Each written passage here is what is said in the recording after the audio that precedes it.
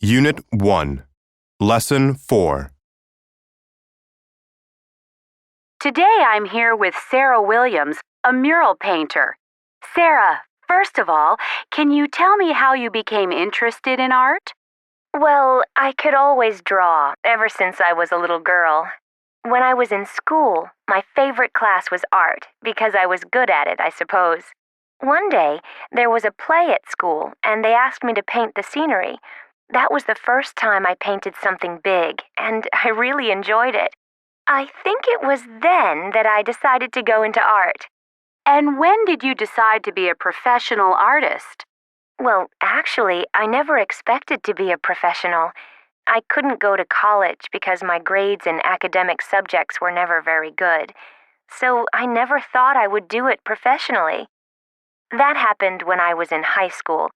I thought everyone would be better than me. But I discovered when I arrived there that I was one of the most talented and enthusiastic. Did you always want to specialize in mural painting?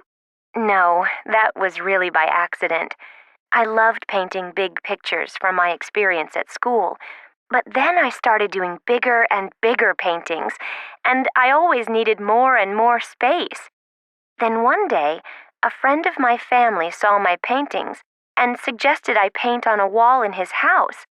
Then someone else saw that mural and asked me to paint another one, and it all went from there, really.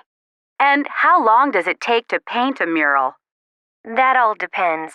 Some small ones take about 3 or 4 days, but some of the big ones take weeks. I did one last year, and it took me more than 3 months to finish. And your next project? Well, I have a local project next month, and then I'm not sure yet, but there could be one in Paris. That would be incredible.